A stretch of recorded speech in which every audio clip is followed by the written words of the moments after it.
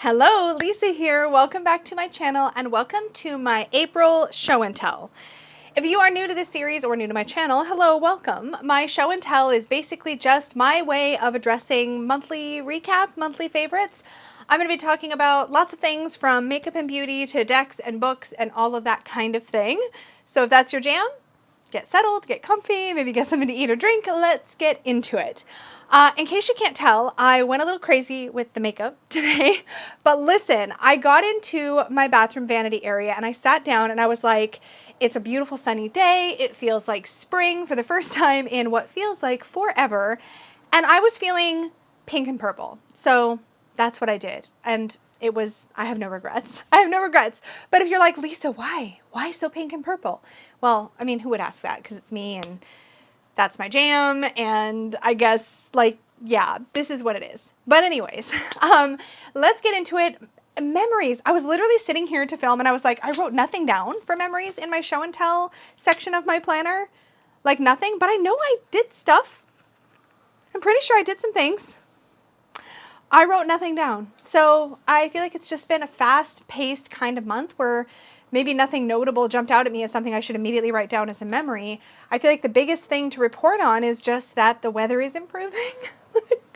Maybe this is just a symptom of my life as a shut-in and a YouTuber slash full-time employee slash all the hats. I got nothing. Let's jump in with YouTube favorites. So in April, a few really fun YouTubey things happened. For starters, Peggy and I had a live stream. We have a monthly live stream called Sunday Shenanigans where we hang out, we're silly, we're playful, we don't have an agenda, we just kind of go on and talk about whatever the heck we want to talk about. And in the midst of that, Peggy started asking people questions in the chat and it turned into a tarot tag called 21 Tarot Questions. If you have not seen it yet, I have an entire playlist on my channel. If you go to playlists, you'll find one called hashtag 21 Tarot Questions and you can see all the incredible video responses to that tag. It was a lot of fun. It was just a mix and match kind of list of questions about decks for this or that and that kind of thing. That's the gist of it. But it was so much fun. Both the fact that the tag became sort of community created and then to see so many fabulous VRs. I've really had a blast watching everybody's videos. So thank you to everybody who participated. That was just a ton of fun. Another really notable thing that happened in April is that Peggy started taking over my channel on Fridays to do readings for the collective. It's one of those things where she was like, let me just do this for fun. And we did it. And you guys seem to really like it. What I like about it, totally selfishly, is that I get to pick the deck. So, of course, because I'm me, the first few decks I handed Peggy were like, you know, the Pastel Unicorn Tarot and the Witchling Academy Tarot. And she was not even the least bit fazed by it. She took them, she did readings. We had those readings that came out in April. It has been so fun to see her read and get a reading for the collective, but also because she shows her style of reading, which is very different than mine in a general way. So she always refers to the guidebook when reading for anybody, including herself. I tend to use the guidebooks for reading for myself, but not so much for reading for others. But Peggy also uses reversals, which, let me tell you, when she films one of these, I have to take the deck and like put it all back upright again. But seeing somebody who kind of classes herself as a forever noob reading with reversals, I think that's really empowering for beginners. And her style, like I said, totally different. She sort of explains her process as she goes through. So if you are learning to read tarot and you want to see somebody who is at that stage of like wanting to sort of talk through it and take their time, I think you'd really enjoy that. And Peggy knows way more about tarot than she thinks she does. So it's also just generally really fun and you'll get a really good reading. So we are continuing with that series. And as people request decks, I'm trying to make sure that those make it into the mix. So that has been an absolute blast. And I've been just really enjoying it. I have to mention, of course, that 3 Fat Readers is always a highlight of my month. I know I mention it every single month, but that is the collab channel with Danny and Dustin of Modern Metaphysique and Danny over at Danny Mystic. The three of us get together on our collaborative channel and we have a live stream once a month. This last month, it was on decks that aren't necessarily for everybody. As always, these are super fun. So if you're not already subscribed to 3 Fat Readers, I always have a link in my description box, or you can find a link to it on my homepage, on my channel. Go check that out, subscribe, don't miss it. We usually try to get together on the last Sunday of the month, most months. So keep an eye out for that, but April's was super fun as always. I also wanted to highlight an incredible video by Christine Rose L about inner child work. I'm gonna link that up in the cards for you and also in the description box down below. Christine put this incredible, like, long, leisurely, beautiful video together about inner child work. That is a big part of my personal healing work that I do, and I really appreciated her take on it. I came away really inspired from that video, and I just really wanted to share it with you guys. So if you are interested in inner child work or sort of trauma healing work around the inner child, that video will probably be really useful for you as well. That brings me to beauty favorites. So this is where I talk about makeup and nail polish and that sort of thing.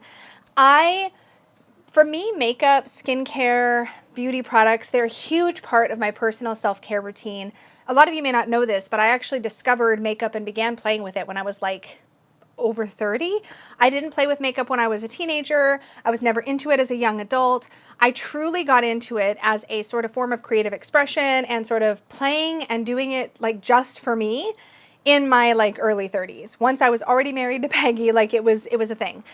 So for me, makeup, skincare, beauty, all that kind of thing is like a way for me to do something that is focused entirely on self and just feeling good in my body. It's something that it's more than just playing with color, but as you can see today, like, I mean, that's part of it. It's like just having this like outlet where I don't have to care what anybody else thinks. I'm just trying to make me happy. It's a lot of fun. So that is one of the reasons why I always have a beauty segment in this series. I don't know that I needed to explain it. I just felt like more context would maybe be helpful for those of you who are just curious why this is in here, but it's something that I just genuinely really enjoy. So I have a few things to share today. Obviously I have a bunch of nail polish to show you, but before that I wanted to highlight two just really simple, very inexpensive products that I have been loving the heck out of. So the first of these, I may have talked about this before, but it has become such a holy grail, like go-to reliable product for me. And it's from a Canadian company, but anyways, enough babbling. It's The Ordinary. The Ordinary is a skincare company that I think really started up to sort of combat a lot of this really high-priced skincare. The Ordinary really prides itself as a company on using, I sound like a commercial, but this is stuff that matters to me, right? They use really, really good ingredients, but they don't do any of the fancy stuff. You're not going to find like fragrances or fancy packaging, but I just rely on this brand so much for basic skincare, and I've always had really good results with the stuff I've tried from them. But this thing is like my favorite thing ever. It's called The Ordinary's Squalane Cleanser. So it's a cleanser and makeup remover. That's what it looks like on the label. I get it in these really tall tubes. This is like my third or fourth tube of this stuff. Every single time I wear makeup, I use this because it's like one of those, you know, those really like hyped up makeup remover balm cleansers that are really popular. I'm trying to think. There's like one I've never tried a bunch of them because they're so expensive. But one of them is called, I think, the Green Clean by Pharmacy. There's a Clinique Take the Day Off makeup melting balm, all this kind of stuff. The beautiful thing about this is that this is like maybe $18 for this giant tube, and their regular tube is like under 10 bucks, I think. And what you do with this is on a dry face, I squeeze some of this onto my hands, and it's squalane based, which squalane is actually a moisturizing ingredient. I have very dry skin. Every type of makeup remover or face soap or whatever that I use always makes my face feel tight, with the exception of one by the brand Fresh. And I think it's called By Fresh. It smells like cucumber. It's wonderful, but it's so expensive. But anyways, most of them leave my face feeling really stripped and tight and dry and icky. But this, on a dry face, I rub this all over my face, all over my makeup, my mascara, my lipstick, like I just smear it all over with dry hands, dry face. And it sort of breaks everything down like an oil cleanser or a balm cleanser would. Then I take my hands and I wet them and I just emulsify it. So I take damp hands and I just kind of work it all in. And then I rinse my face and every bit of makeup comes off. Like I'm wearing this bright pink purple with black mascara, like liquid lipsticks. It doesn't matter. It all comes off. And then if I have like, sometimes if I use a lot of Pat McGrath eyeshadow, I'll have some like glitter and stuff. I might go in with a cleanser after that, but I prefer to not have to do that. I usually just use this and water. And then I follow up with like a toner spray and, you know, regular skincare stuff. But this stuff makes taking makeup off like a dream. And oh my God, I know I sound like a commercial. I swear I'm not affiliated with this company. Like I don't have an affiliate link for them, like nothing. It's just, I just love this product. But I get it from Sephora because there's free shipping, I feel like. when I've gotten it from there. But you can also order it right from The Ordinary. But again, their offices were based out of Canada. So I just freaking love this product. I love it. I keep rebuying it. It's affordable. It's lovely. I love it. Now, to be fair, I haven't tested this against other kinds of balm cleansers, but I just love this. So if I've talked about it before, I'm sorry, but like, I don't know what I would do without it, honestly. The other thing that's super basic and inexpensive that I have just been loving and bought on a total like impulse whim is some Lip Smackers lip balm. It's this one. Look at it. It's Hello Kitty. This is just a basic like cherry lip smacker lip balm. It has the tiniest bit of tint. I don't care. What I care about is that I feel like I buy all of these really expensive, like fancy lip balms all the time, and I love them. That's fine. I love them. I love a really smooth, like luxurious lip balm. I have some Laneige lip sleeping mask like right on my bedside. But this is actually really moisturizing stuff. It's basic. It's not fancy, but it's in the cutest packaging, which is why I buy it. But I've been using it all the time. It's actually really great. It was drugstore. They also have in this kind of packaging, but it's a different, it's like pink. And it's the barrel part is kind of clearish. There's like a shimmery pink lip gloss, which I am sort of tempted to also pick up. But I have a bazillion lip glosses. But this is so fun. And I'm a huge fan of Hello Kitty, if you didn't know. Actually, this is not the only Hello Kitty thing I'm good. Oh my God, I just realized there are 3 different Hello Kitty things I'm showing in this show and tell.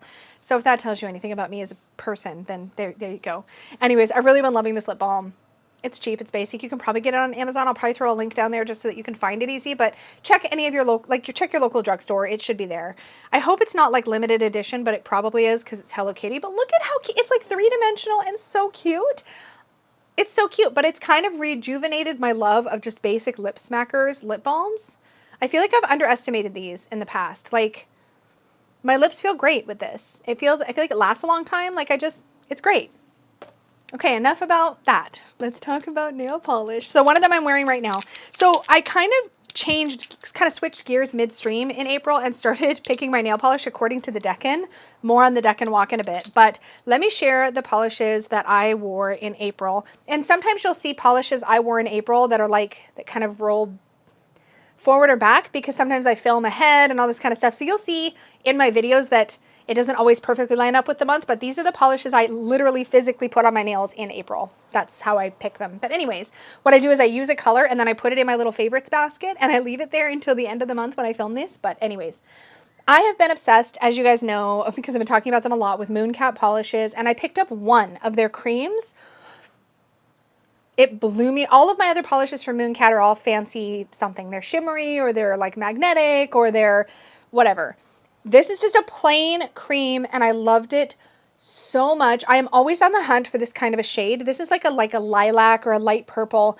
My favorite color in the entire world is like a purple pink hybrid. Okay. It's like what I tried to achieve in the gradient of my eyeshadow. Okay. It's like where it's, if it was a Crayola crayon, actually when it was a Crayola crayon, it is called Orchid. That's literally the shade name.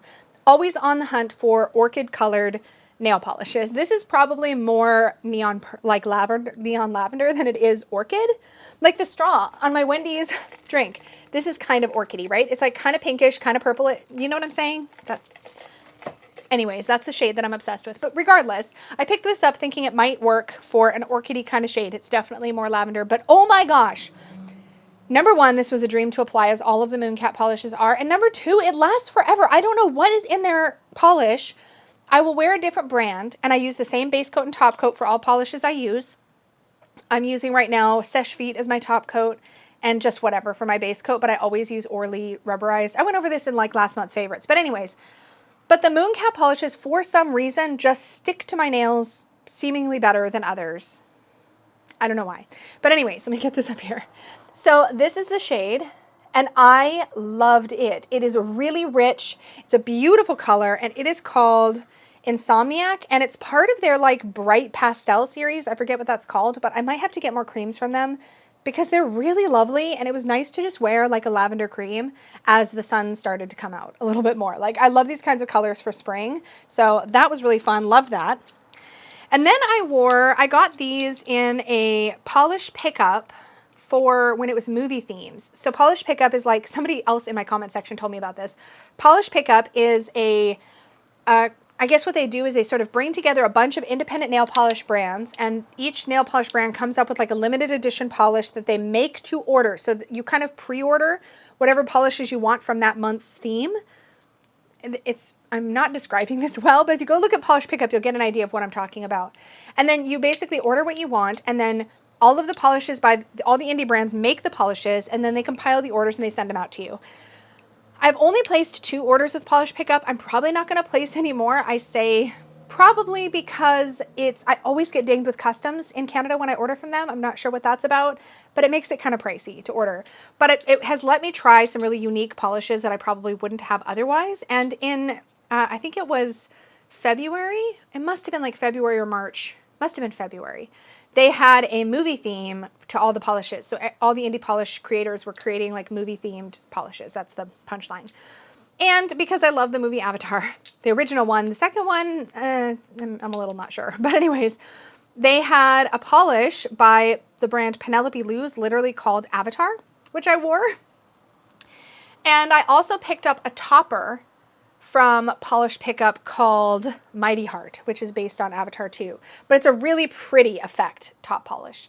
A pretty effect top coat, like special effects top coat. It's got this kind of seafoamy, sparkly, blue, multi-dimensional. I don't know how to describe it, but these two together, I'll just hold them up together so you can see what they might look like together. These were really beautiful. So I wore these, this color, 2 coats of this and 1 coat of that, and then my regular top coat on top. And it was just a really beautiful effect. Love the top coat. This chipped so fast though on my nails. It's my only polish by this brand. It could have just been application that day. Maybe I didn't get all the oils off my nail bed. I don't know, but it chipped bad. So I will give it another try. The color was gorgeous. This was a total win for me, this Mighty Heart. This is by the brand Baroness X, I guess. Anyways, love the top coat. On the fence about the finish on this, but yeah, anyways, I wore those. And then I decided, so I'm doing the Deck and Walk 2023 along with Marlena, Teresa, and a whole bunch of fabulous people. And I decided it would be kind of fun. I don't know if I'll do this forever, but I thought it'd be kind of fun to pick my nail polish according to the Deck-In.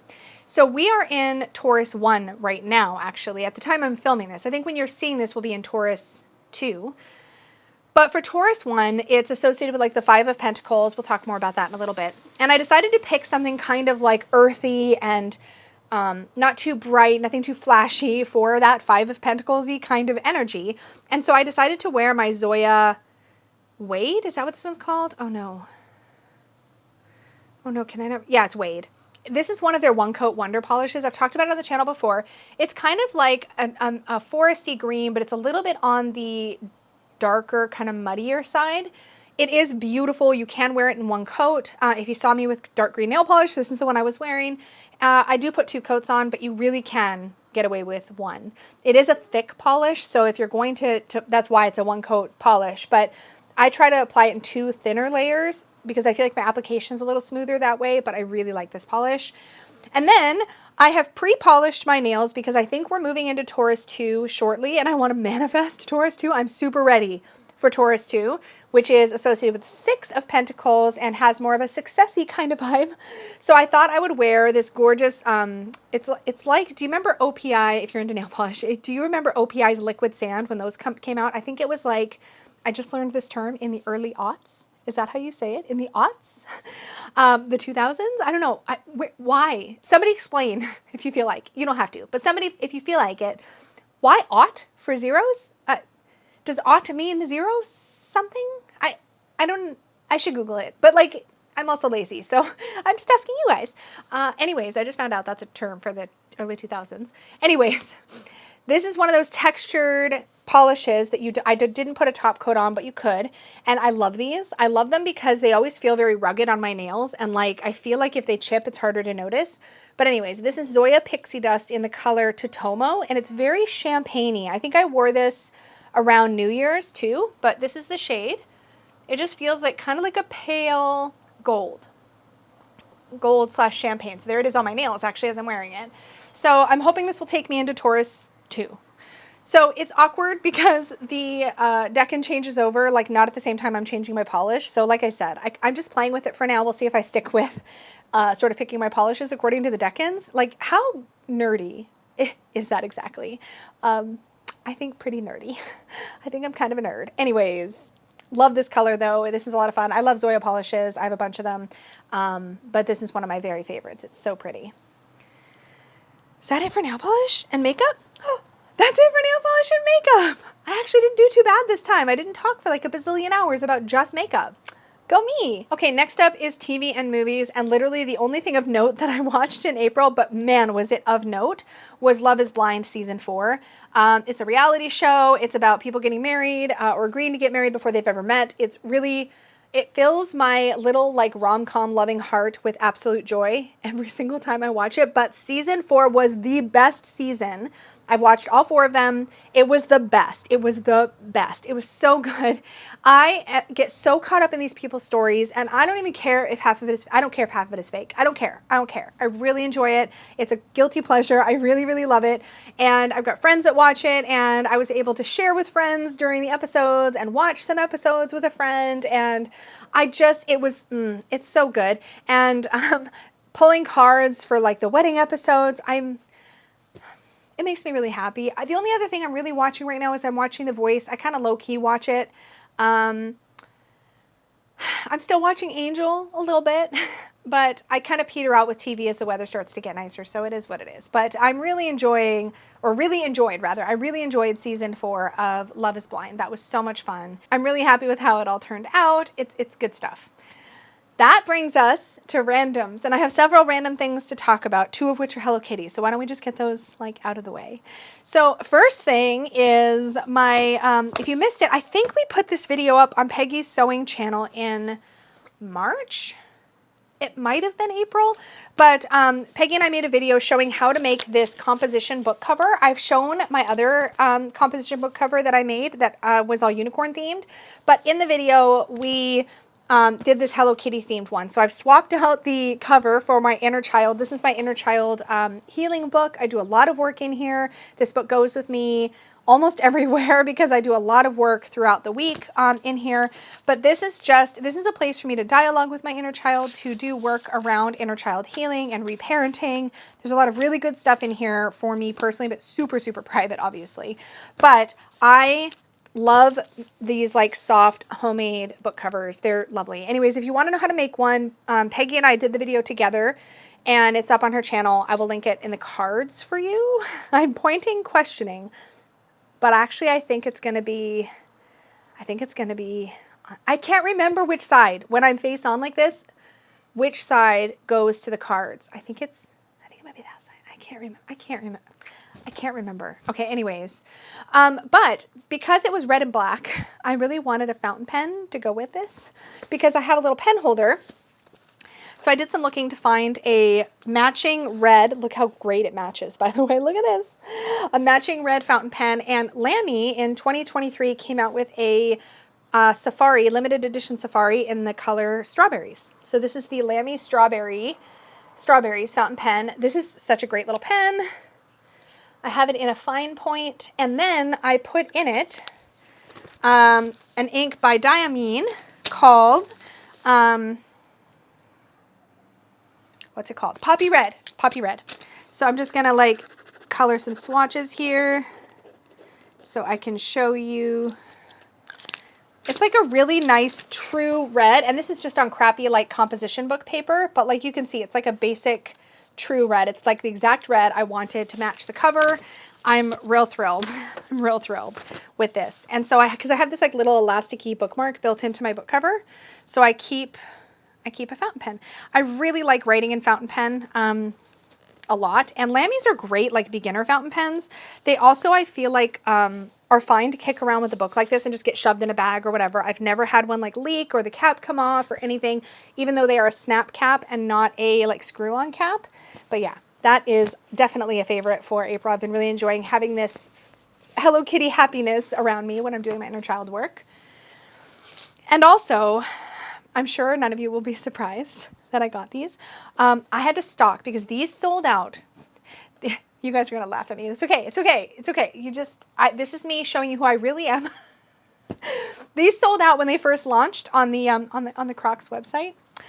But I got me the Hello Kitty special edition Crocs, you guys. These were restocked mid-April, and I could not hit buy fast enough. I was so sad I'd missed them the first time. But look at, they come with all these like gibbets of all the different like Sanrio characters. And like, seriously, like, are these not the cutest? And the actual Crocs themselves have Sanrio characters all over them. The heel strap literally says Hello Kitty on it. These make me happier than shoes should make a person. They make me really happy. They make me really happy. And I'm feeling so precious about them. I just got them in like days before I filmed this video. I was so excited because I really wanted to show them in my show and tell.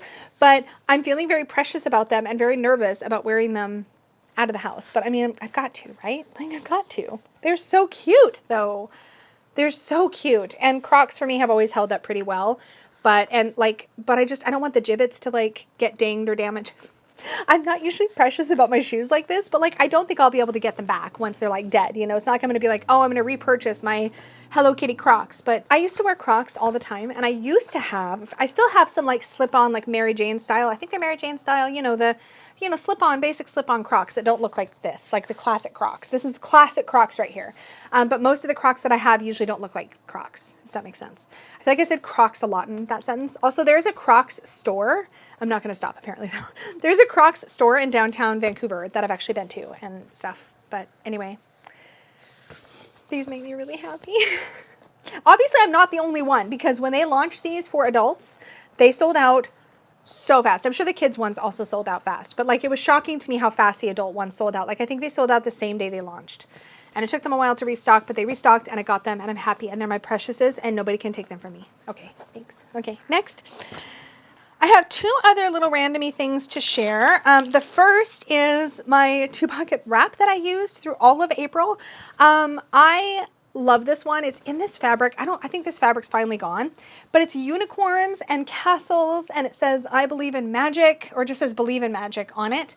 And it's got all these metallic accents, and then the inside has these gold stars. Oh, y'all know I love these 2-pocket wraps. I tend to have a tarot and oracle deck that I work with throughout the week.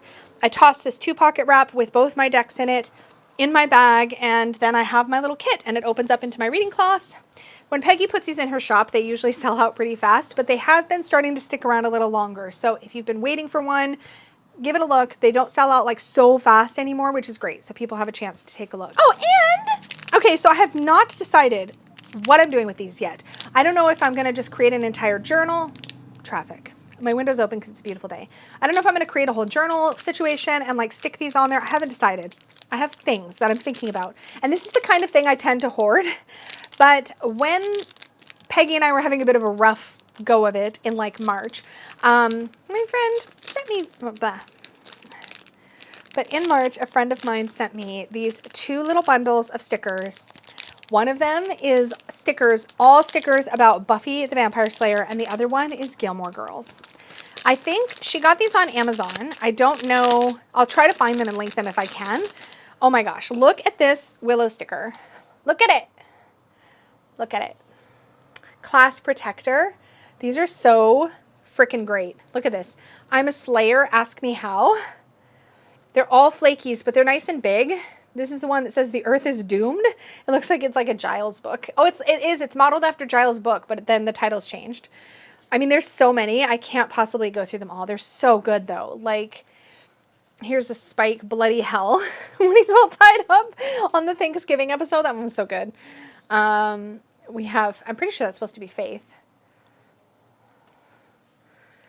Is everyone here very stoned? Spike again. And some of them are like this, where they're illustrated, and then some are like photos. Like here's like a Spike bugger off. This is from the original Buffy the Vampire Slayer movie. There's a whole bunch of fun stuff in here. This one is a Giles-y sticker. Buffy, Slay. This one says Chosen. I mean, they're so good. I just want to stick them on everything. Anyway, so those are some of the Buffy ones. Literally, I'm like looking at them like, I don't even know. Like, I've got to find things to put them on. Stickers are one of those things that like I have to remind myself, like, you can't enjoy them unless you stick them to things. So I need to stick them to things. Maybe I need like a whole Buffy themed water bottle to stick them on too. Because for some reason, I like putting stickers on water bottles. Anyways, and then this one is the Gilmore Girls one. It's so cute. It's the same kind. It must be the same sort of artist. So here's some pictures, some stickers. This is so good. Where you lead, I will follow. Oh, there's that. Doop, doop. The dragonfly in and more Lorelai. I love this. Coffee, please, and a shot of cynicism. I'm about due for another rewatch. I rewatch this every couple years, just like with Buffy. Coffee, coffee, coffee. I love this. I love this episode. When she's explaining she does not want 3 coffees. She just wants coffee, you know. She's just demanding coffee. Coffee, coffee, coffee. Here's Lorelai in her wedding dress. One less minute you haven't lived. So many good Gilmore Girls moments in these stickers. It was just, I have to say, even just flipping through them made me so happy. Here's a Luke sticker. I love these. Oh, it's so good. It's so good. Oh, look at this with Lorelai and Rory. I love it so much. Miss Patty's School of Ballet. There's Jessie. So good. Anyways, so this made me really happy. And like I said, just sitting there and like flipping through them all and like just giggling was just, it was the best. It was the best. So that was definitely a favorite for April. These showed up in early April and they just made me so happy. So yeah, that was fun. Time to talk books. So I have nothing to show you, but I'll maybe pop an image up on the screen. The Unicorn Fam, we do a book club for all members. So we just pick a book and we read it over 2 months. And our book club pick for February and March, no, excuse me, for March and April was Practical Magic by Alice Hoffman, which was so good. I really, really enjoyed this book. It's fiction, and I think we're going to in May. I cannot keep track of what freaking month it is because I'm filming this like literally on the last day of April. Anyways, in May, we are going to be having a movie watch party. We're going to watch Practical Magic on Zoom together. So that'll be really fun. But I'm probably going to want to read the other books in the series. I've heard really good things about them. I really enjoyed the first book. If you like the movie Practical Magic with Nicole Kidman and Sandra Bullock, if you liked that movie, I feel like you'd probably really enjoy the book. They definitely diverge quite a bit from one another, but the sort of general premise, a lot of the like really great stuff about the relationship between sisters, a lot of the sort of, I don't know, they're different, but they're both really good. They're both really good. That's it. That's it for books. I mean, I've got other books to talk about. They're kind of in the range of like also talking about decks though. So we're just going to jump into decks. I was really restrained, actually, such as it is, in April, and I really only worked with 2 decks, and that's partly because I'm in Dawn Michelle's channel membership, and she does a monthly medicine, and she had a really strong theme for April that I was really enjoying, so I just picked 2 decks to work with throughout the month. That's it, but I got so much use. I mean, I worked with others than this, but like these were my day-to-day decks. The tarot deck that I used for April is the Phantasma Tarot by Paulina Fay. Is it Fay or Cassidy? Fay. Paulina Fay. And this is a US Games mass market. This one is what is my Paulina Tarot. It took me a long time to sort of settle. I've worked with the Joie de Vivre. I really liked that deck, but that deck was definitely a deck for a reason or a season for me, not necessarily a lifetime. This one and I are really, really bonded now, but I've only worked with this deck in, as far as tarot goes, for myself in all of April. And I really, really enjoyed it. This has got like kind of a bit, it feels to me like a more soothing, more spiritual feel, well, maybe not more spiritual, a more soothing, toned down Tarot of Curious Creatures. That might be a very odd comparison to make, but it's got a lot of sort of like fantastical creatures, but also like a lot of sort of kind of anthropomorphized are also through here, unless I'm remembering wrong. Well, I don't think I'm remembering. Well, maybe I am remembering wrong. I don't know how to describe this deck. It's a little bit, it's just otherworldly. It's very otherworldly. It's got kind of a fae-like vibe, but it's not fairies exclusively or anything. I just really enjoyed working with this. I really like it. It's soft and soothing to look at, but it's not so muted like the the Spirit Song Tarot to me felt quite muted. This is soft, but it's not as toned down. Like it's still got some vivid color in it. Here's Temperance. I love this card. So yeah, I find that this follows the Rider-Waite-Smith also very closely. I love this Magician. Yeah, so see, this one's anthropomorphized, right? It's like kind of a human-y rabbit. So yeah, I really enjoyed working with this. The little guidebook that comes with it is like not anything super, super special, but the messages in here are really good, and you get a message, keywords, and then a reversed message as well as sort of a card description. But this worked really well for me for my personal readings, and I really looked forward to using it every day. I didn't get bored of it, which to me is always a really good sign because I often rotate my decks like weekly. So when I can use a deck like this for an entire month and not be like super ready for like a new tarot by the end of the month, that's pretty telling to me. This one really, really held its own, and I loved working with it. Now, beside that, I worked with Angie Sullen's Love Who You Are Oracle. I love this deck so much. This was such a comforting, supportive deck to use during April, and it's absolutely beautiful. I loved every single message in the guidebook. I loved every single card I pulled. I would pull these and like leave the card out so I could look at it throughout the day. It wasn't something that I just like threw a card and like threw a card down and then thought about it for a second and then put it away. Like I really sat with these. It's a really beautiful deck. This is also mass market. It's quite glossy and reflective, as you can see, but it's really, see if I can get the reflection off of it. It's really beautiful. And all of the messages are self-worth themed, which you guys know is right up my alley for the kind of work I like to do with my tarot. I don't always want to be comforted. Sometimes I also want to be told like what you need to work on and like what you should be paying attention to. And this does that also, but through the lens of like how you can feel better about yourself, you know, as you do it. I have another deck by Angie Sullen's and this same artist, and I believe the two of them are married. They're partners and they're married. It says in the book. Hold on. Yeah, the author, Angie Sullen's, and then Silas Tobal. He lives with his soulmate, so they're partners. I don't know if they're married or not, but they're partners. And so the artists, so they just make an incredible team, personally. I just think it works really well. But they are the same team that did the Wisdom of Papez Oracle, which I did for giggles, shuffle those two decks together to see what I thought. And they've got such different energy, but they're both the same art style. They both have beautiful guidebook messages. They're both very supportive. But I really, really, really love this deck. So I've been just loving on Angie Sullen's work. This guidebook is fabulous. I kind of wish it was the same size as the cards because it has to live with the cards because it's so good. But it's only a little bit bigger, like I'll show you. Like, it's fine. It all fits together in a Peggy standard bag just fine, but the box is kind of big, so I don't keep it in the box.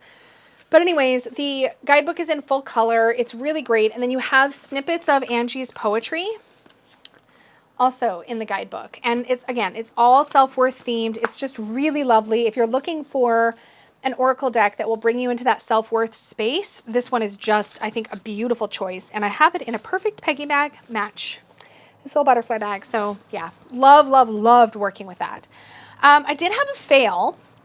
This is kind of a fail over, I would say, I think it goes back further than April and further than March. I think I got this and started playing around with it, I want to say in February. And it is the Journey of a Lonely Soul. Is that the one? Into the Lonely Woods. I got that really, really wrong. Into the Lonely Woods. This was a deck that I anti-hauled, talked myself out of, and then bought anyway. I thought it'd be really good for some sort of healing work that I was doing. Don't get me wrong. It is a very gentle, supportive, loving deck, but it does feel kind of sad and it feels like it would be a really good deck for grief work, for if you're really feeling alone or isolated in the world. I really feel like it could do a beautiful job of that. For some reason, whenever I pulled cards, like I did have a couple meaningful pulls that I shared with a friend, and those were really nice, but then it just kind of, I don't know, I almost felt like I didn't want to go to this deck because it almost felt too focused on the sadness, if that makes any sense. I want decks to meet me where I am, help me acknowledge my emotions, but not necessarily help me to wallow in them, if that makes sense. And I'm not saying that's necessarily what the deck does. It's just how it ended up sitting for me personally. I don't think the guidebook encourages you to wallow in your emotions, so I want to be clear about that. It's just energetically how this ended up sitting with me. So this is, I'm really attracted to this artwork, but there is something about this art and these creatures that just feel really sad to me. And I think there's definitely a space for that. I think there's a space to have a deck that really meets you in your sadness or meets you in your loneliness. There's a sweetness and a tenderness to this deck that I think is really special. Don't get me wrong, it's also on this beautiful Blue Angel cardstock, but I found myself almost deliberately avoiding working with it because I don't know. And I even reached for this when I was in a really like sad time, and I still just could not, it wasn't giving me exactly what I needed. And I don't even know if I can fully articulate that, but it didn't help me to sort of step out of that space as much as I wanted it to. Or I would get meanings or cards that felt very specific that didn't align with my experience at the time. It just, I don't know, in ways it felt not expansive enough, and in other ways it felt like too expansive. I think this one is probably going into my purgatory drawer, but we'll see. I don't know that I have anything that really I would want to put it up against in like a this or that. So for now, I think I'm just kind of tabling it, and we'll see where I end up. There is a deck I want to talk about, though, that has become such an integral part of a daily spiritual practice for me that I really couldn't be more excited to highlight it to you. I will say production-wise, not impressed. There's something, okay, so anyways, let me tell you about the deck first. So the deck I'm about to talk to you about is the Sacred Hags Oracle. This is by Daniel Dulski with illustrations by Janine Hausman. This is what the book looks like. I've already put the box in my like storage bin. But I keep the cards in this bag. I reached for this because I was looking for something that would be a nice card draw before bedtime. And I don't think I realized when I grabbed this one, but it's really built for that. Then I'll talk more about that in a second. The production issues I have with this, the book is nice. It's perfect bound. When you get this deck, it comes in this weird thing that opens up and the cards are split into like two piles side by side, like kind of loose in like a part of the book-like box. It's very hard to describe. There's something about this that has made them, they're kind of slightly uneven. I'm guessing it's because those two piles are printed not at the same exact time. And it's just one of those decks that when you go to riffle shuffle it, which I get you shouldn't have to do with every single deck. I'll just show you what I mean. It just does a lot of this, and it bugs me. So I pretty much exclusively hand over hand this. The cardstock is also real cheap. Like mine is warping a bit. Now, keep in mind, I do shuffle my decks. I'm not sometimes, there's going to be plenty of you who are going to be just fine. If you only ever hand over hand, whatever. And this is a little bit glossy. I also, when I first got this deck, I took a gold metallic Sharpie, fine point Sharpie, and I went through the book and I grabbed whatever the sort of key phrase or key word up at the top of the entry of the book was, and I wrote it on the cards. So let me show you some cards. Now, artwork style wise, this didn't grab me. And I may have even anti-hauled this when it first came out, now that I think about it. But oh my gosh, this deck has blown me away. Let me tell you about it in practice. So this deck is set up into 4 categories. There's the grandmothers, there's seasons, there's rituals, and then there is, what's the other suit? Sacred Hags, seasons, stories, and spells. But I find that no matter what card you pull, you're going to, like for me, no matter what card I pull, I'm going to have a really, really good experience, really powerful experience. It feels deeply spiritual, and most of that has to do with the guidebook. The artwork on the cards is fine. To me, this is another one of those decks where I feel as though the cards they're evocative, they feel magical. The sigils that are up on the top of each card make it feel, I think, extra sort of magical and witchy to me, for sure. But it's really, to me, about the work with the guidebook. So let me tell you how I've been working with this in practice. So I'll shuffle this up. I'll sit on my bed right before bedtime. I'll sit on my bed and I'll shuffle this up and I'll draw a card with intention. And then whatever card I draw, I'll go to it in the guidebook. And here's where I think this deck sets itself apart from other oracle decks. When you go to the card in the guidebook, you get a little tiny thumbnail here. You get the keyword. So here we have Season of Tender Roots, and then you have the keyword here, which is innocence. Then you get Grandmother Speaks. And let me just read you a sample entry. So here in this card it says, did you feel that? Those soon to sprout seeds are sparking beneath the frozen ground. They call to you, Can you feel them longing for you as you long for them? Such magic there is in birth. Such wildness there is in youth. Do you remember that mystical boundary between innocence and wonder? You lived there once, and you can live there again. Look to that pressing problem, just for the moment, as if you've never seen it before, as if you did not spend your nights pinched in worry over those next steps. How does the holy fool see this transition? If you were but a babe again, what words of praise might you have for this witch you have become? Now, the words themselves are powerful, but they're not, and it's flowery speak because Danielle Dulsky's writing style is very flowery. I don't know how else to describe that. It's very fancy, I guess, evocative, but it's kind of short. It's not so much that I get lost in it and I can't follow what's being said. It feels like it takes me into this sort of magical space where I feel like I'm really hearing a message from spirit. And then the sections that follow are a morning ritual, and then a moonlight ritual. And these are both very simple rituals you can do on the spot. And so what I've been doing is I pull a card at bedtime and I read the Grandmother Speaks, and then I do the moonlight ritual, whatever that is. And then when I wake up in the morning, I leave it out with the card on my windowsill / makeshift altar that lives by my bed. I leave the card out and I leave the page bookmarked in the book. And when I wake up in the morning, I do the morning ritual. And this has been such a beautiful experience. So like the ritual for moonlight in this entry that I just read you is as follows. As you drift off to sleep on this hallowed evening, ask yourself to feel the embodied sensation of innocence. How does it feel to be blessedly bare in this way, to be devoid of patterning and stripped clean of all dualities? Sleep wrapped in this egg of innocence, softly blanketed by the threads of sweetgrass, grace woven well with amber glowing potential. And then the morning ritual is breathe deeply this wild dawn. Close your eyes and sense that there is a child version of you somewhere on some plane in a time long ago that still is. Whatever their wounds might be, this innocent one, feel into their infinite wonder now.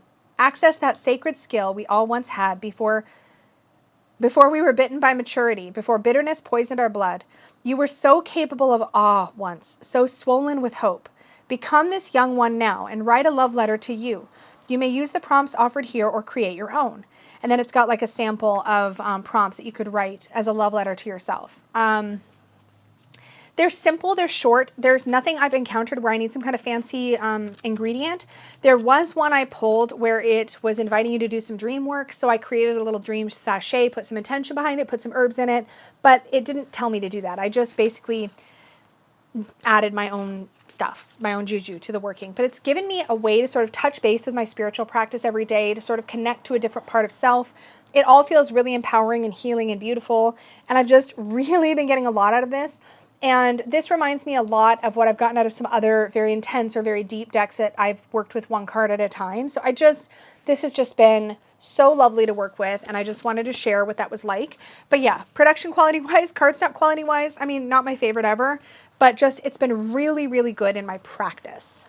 The next few things I want to share with you are specific to the deck and walk. So I'm going to try to keep this as simple as possible, but I am using 4 different decks in the deck and walk. But let me talk you through the process. So the deck and walk is where you spend roughly 10 days, give or take, following along the deck and wheel, which you can Google a deck and wheel. I can maybe put a link to one if I can find one down below. But the deck and wheel takes us through each sign split up into 3 equal parts, basically. And each one of those parts corresponds to a card in the tarot. So for example, Taurus 2 is the decan that I'm in at the time I'm filming this. And Taurus 1 is the decan I'm in at the time I'm filming this. And that decan is associated with Mercury and Taurus. Mercury and Taurus is the decan associated to the 5 of Pentacles.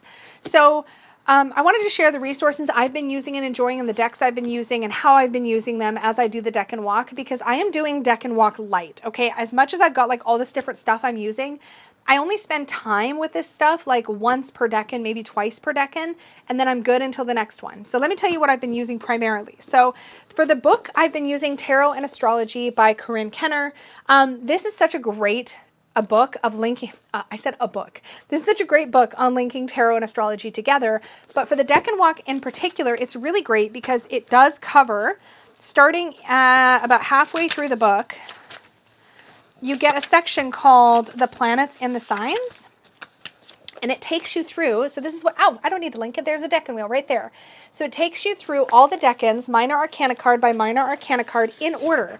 So I just basically turn the page as we proceed through and I read the entry. So like I said, right now we're on Mercury and Taurus, which the decan is called the Lord of Material Trouble. And there's a write-up about Mercury and Taurus energy and how it relates to the 5 of Pentacles. So it's like the perfect blend of noticing the decans. As you can see, it's just about a page and a half, like a biggish page and a half, but it's not a ton. It's not super dense with information so that I'm like super overwhelmed. This has been fantastic as a resource. And I have a couple pages tagged, like the dignities and debilities, that kind of goes through like when a planet is like exalted or in detriment or fall, that kind of thing. So that's been really helpful. And I always, when it's time to turn over to a new decan, I follow along with whatever Marlena has shared with us, has posted for us. And I will read the page or pages in Tarot and Astrology. And then I get out my decks. So first I grab my Tarot Fortuna, or Fortuna Tarot. This is the Amethyst Aura edition. I love this deck. So this is such a beautiful astrology themed deck, which makes it perfect for this practice. So I will pull the cards associated with those, the planet, the sign, and the minor arcana card. So for this current decan, I pull the Mercury card, which is the Magician. I pull the Taurus card, which is the Hierophant, or in this deck it's called the Oracle. And I lay these out on a different altar space. I have a lot of altar spaces in my room, but anyways, I lay this out on a different altar space. And then in the middle, between Mercury and Taurus cards, I will place the decan card, which in this case is the Five of Pentacles. So I lay these down, and then I will read the guidebook, because the Fortuna Tarot guidebook speaks to the astrology specifically in every single card. So I will read the Five of Pentacles information about the astrology. I will also often read the planet and sign entries in here as well, and I lay those out. That part's done. Easy peasy. Part 2 of my decan work, well, I guess part 3, because I've done the Tarot and Astrology entry. I lay out my Fortuna cards and read about those. Then I grab my Heavenly Bodies astrology deck, and I will pull out the associated planet and sign card. So Mercury and Taurus. Now these cards have keywords right on them. So the nature of Mercury, according to this deck, is think, learn, network, and communicate. And the nature of Taurus is trust, patience, and sensuality. And I'll just, for myself, I will think about how these two energies combined could look. So I do that. I pull those cards out. Then I read from the Heavenly Bodies astrology book from both of those cards, just to kind of further my understanding of Mercury and Taurus in this case. The next thing that I'll do is I pull out my Oracle of the Radiant Sun. So all this stuff is living out. It's not like I pull it out each time and then put it away. I'm keeping it out like in a little pile next to my deck and stuff. But I will pull out my Oracle of the Radiant Sun, and I will find the card that associates itself with Mercury and Taurus in this case. And here, for the current decan that I'm filming in, the keyword, here's what the card looks like for the current decan, and also there is the keyword. So I have a keyword now for this decan. And the keyword, according to the Oracle of the Radiant Sun, is resistance, which I have totally found to be true for this decan. So that's been very interesting. So I'll pull that out, and then I will, of course, read the guidebook entry for this card. And so I have a little 3-card stand, and on that 3-card stand, I will have my Heavenly Bodies Mercury, Taurus with this in the middle, and that stands up. And my 3 Fortuna cards are laid out down. If I have the wherewithal, I will take a picture of the setup and put it on the screen so you can see what the heck I'm talking about when we're all done, because I've got one more step. So then the last step is I will go into my little Thothy deck. Thoth is really great for the decan walk, I've noticed. I haven't felt inspired to pull out my regular Thoth, probably because it's just large. But I really enjoy pulling out my Asherah Tarot. This is the little pocket edition, and it actually looks really good in my setup. And then I will go in, and you guessed it, I will pull out my Mercury card, my Taurus card, and my decan card, which in this case again is the Magician, which is Mercury. Taurus is the Hierophant, and then the Five of Pentacles, right? So now I have my little Thothy cards out, and I have the Magician for Mercury, the Hierophant for Taurus, and the Five of Discs, or Five of Pentacles. And I lay these out on top of the Fortuna cards, and these fit really nicely, so you can see the sort of top and bottom of the Fortuna card underneath. Again, I will share pictures so you know what I mean. And then, this is the last step. I know this sounds so extra, but you guys, this takes me like maybe 15 minutes total, maybe 20 if I'm really taking my time. And I get out the Gerd Ziegler Tarot Mirror of the Soul, which is a Thoth-based book, and I read the entry for the card we're talking about. And this and tarot and astrology have been my game changers for understanding the decans. For some reason, the way Gerd Ziegler's book is written, I feel like I get a lot out of the energy of the decan. And one of the things that's really great about this sort of serves as like a basic tarot guidebook for Thoth. That's basically what this does. But what I really love is in the back, there's an indication, there's a question, a suggestion, and an affirmation. So for example, for the deck in Mercury and Taurus, the indication is you're ready to look at your situation as it is. You have an opportunity to free yourself from initiating the necessary discussion, either with partners or yourself. Only clear and open communication will facilitate progress. The question is, in what areas or situations are you not clear and decisive enough? With which people do you need to clarify things? The suggestion is to draw another card to see what will change when you have an open discussion or allow yourself to look bravely at the truth of the situation. And the affirmation is, I am straightening out my life. Now the way this, and there's of course also a full write-up on the card as well. That was just the like little end bits. So I keep a little bookmark in this for whatever the current decan is, and I might read this a couple of times. Like I might, as I walk past that like sort of working altar space where my decan stuff is, I might just open this and reread it really quick. I found that super handy for sort of connecting the energy of the decan with what's going on in my life right now, and sort of playing and working with the energy in that way. So it's been really, really great, and has kind of brought the decans alive for me in a way that I didn't think was going to happen. I kind of felt like I was just kind of sort of academically approaching the decans until I started doing this and pulling in the Asherah Tarot. So that's been lovely as an experience. If you've been listening to me babble about all this, I just realized, and you have no idea what I'm talking about, in case I didn't mention it at the beginning, I will link Marlena Teresa's Decan Walk 2023 playlist in the description box down below, so you can go check that out. Marlena's kind of leading this. She puts posts up in Dawn Michelle's Boho Tarot Facebook group about this, and has been making some videos or community posts on her channel as well. And it's just been really lovely. I feel like I'm not at all as deep into it as a lot of people are, but this is the perfect level for me to sort of follow along and have a really lovely experience doing it. So that is what's going on for me with the Decan Walk, with all the decks I've been working with all the YouTubey things. I feel like all the makeup-y things, like we covered a lot of ground here today, folks, but I hope you enjoyed hanging out with me while we talked about all of the things. As always, I will have links to everything I'm talking about down below, as long as I can reasonably find a link. Thank you so much for hanging out with me. I love doing these. These are one of my favorite things I do on YouTube. So thanks for sharing this space with me and letting me just babble at you about all the things I love. It's one of the things I come to YouTube for. So I'm super grateful to have that opportunity to do this with you. So thank you so, so much. And until the next video, may your magic always shine from the inside out. Bye.